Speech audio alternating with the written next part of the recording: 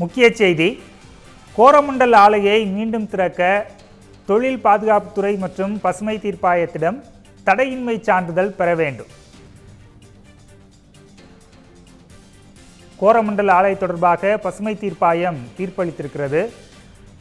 Ammonia வாயுக்கசிவு விவகாரத்தில் தென்மண்டல தேசிய பசுமை தீர்ப்பாயம் உத்தரவு பிறப்பித்திருக்கிறது. அதை பார்த்து கொண்டிருக்கிறோம்.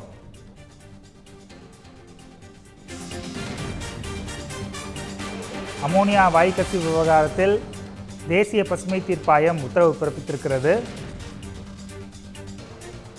கோரமண்டல் ஆலையை மீண்டும் திறக்க தொழில் பாதுகாப்புத்துறை மற்றும் பசுமை தீர்ப்பாயத்திடம் தடையின்மை சான்று பெற வேண்டும் என பசுமை தீர்ப்பாயம் உத்தரவிட்டிருக்கிறது.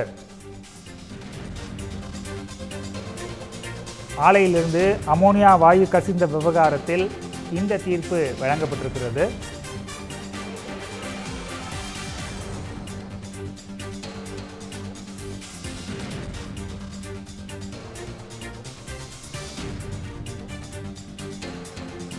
கோரமண்டல் ஆலையை மீண்டும் திறக்க தொழில் பாதுகாப்புத்துறை மற்றும் பசுமை தீர்ப்பாயத்திடம் தடையின்மை சான்று பெற வேண்டும் என பசுமை தீர்ப்பாயம் உத்தரவிட்டிருக்கிறது.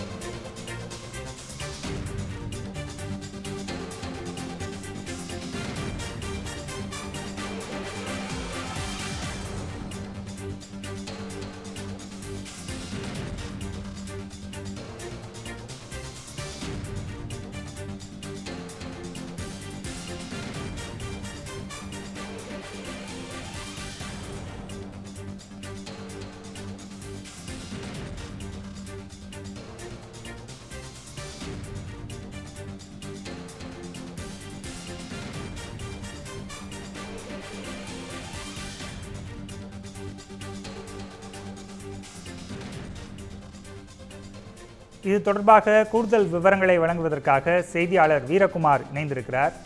வீரகுமார், பசுமை தீர்ப்பாயம் தங்களுடைய தீர்ப்பில் என்ன சொல்லியிருக்கிறாங்க? விரிவான தகவல்களை சொல்லுங்க. வணக்கம் கவியரசன். எண்ணூர் அமோனியா வாயு கலந்த விவகாரத்தை தென்மண்டல தேசிய பசுமை தீர்ப்பாயம் தாமாக முன்வந்து இந்த வழக்கினை விசாரணை செய்தது.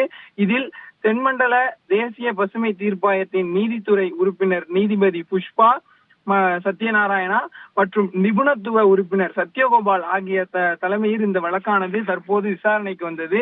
இந்த வழக்கு விசாரணையானது கிட்டத்தட்ட அரை மணி மேலாக நடைபெற்றது. இந்த வழக்கு விசாரணைக்கு பிறகு இந்த தேசிய பசுமை தீர்ப்பாயம் தற்போது தீர்ப்பினை வழங்கி இருக்கிறது. இந்த தீர்ப்பானது ஆலைக்கு தமிழ்நாடு அரசின் நிபுணர் குழு வழங்கிய பரிந்துரைகளை முழுமையாக பின்பற்ற வேண்டும் எனவும், ஆலை மீண்டும் இயங்குவதற்கு முன்பாக தமிழ்நாடு கடல்சார் வாரியம், தொழிலக பாதுகாப்பு மற்றும் சுகாதார இயக்ககம் உள்ளிட்ட துறைகளிடமிருந்து தடையில்லா சான்றிதழை பெற வேண்டும் எனவும், மாசு கட்டுப்பாட்டு வாரியம் மற்றும் TMB DISH ஆகிய துறைகளின் மூலம் இயங்கும் ஆலைகளை முன்னர் கண்காணித்து அதற்கான அனுமதிகளையும் உரிய சான்றிதழ்களையும் வழங்க வேண்டும் எனவும், ஆலைக்கு விதிக்கப்பட்ட அபராத தொகையை எண்ணூரில் சுற்றுச்சூழல் பாதுகாப்பு நடவடிக்கைகளுக்கு முழுமையாக பயன்படுத்த வேண்டும் எனவும், இந்த விதிமுறைகளை பின்பற்றி ஆலை மீண்டும் இயங்கவும் இந்த தேசிய பசுமை தீர்ப்பாயமானது உத்தரவினை விட்டிருக்கிறது.